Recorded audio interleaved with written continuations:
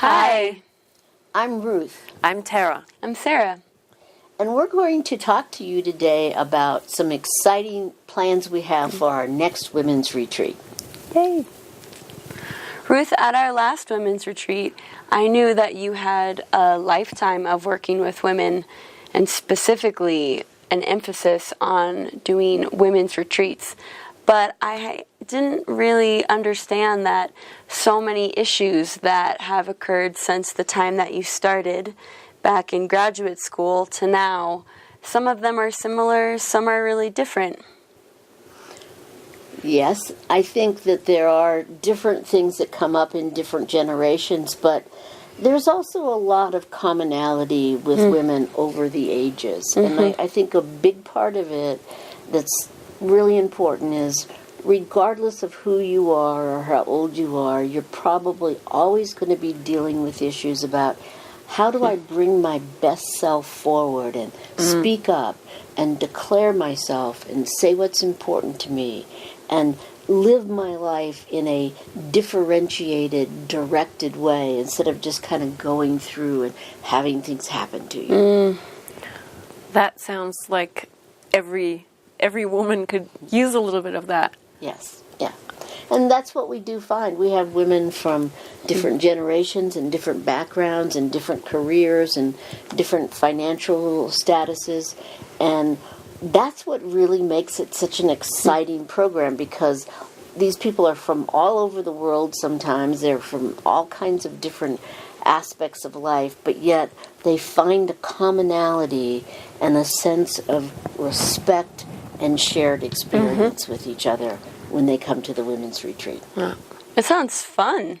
Well, it is. It's fun, because haven't you ever noticed that when women get together and they're not worrying about what men are thinking of them, they're able to just kind of be funny and tell jokes and let their hair down. And that's what we're trying to create, is an experience of, let's just really get down and talk about and address things and deal with whatever issues people want to talk about.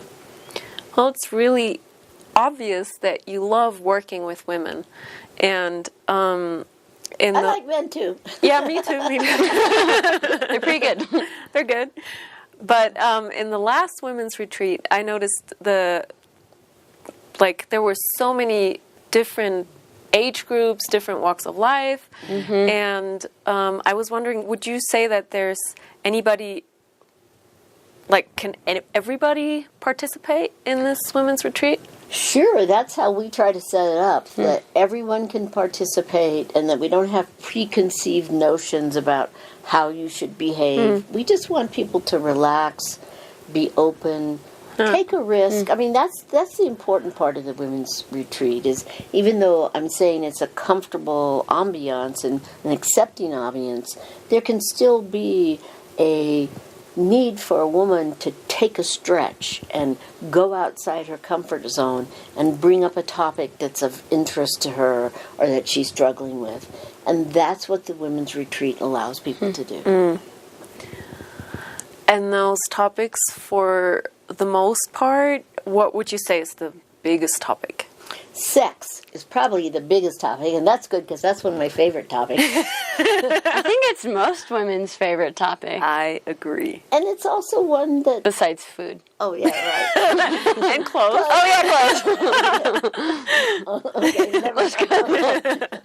But I really like to have a significant focus of the women's retreat be on sexuality, because I think there's a strong need for people to be able to ask questions and express themselves and get information.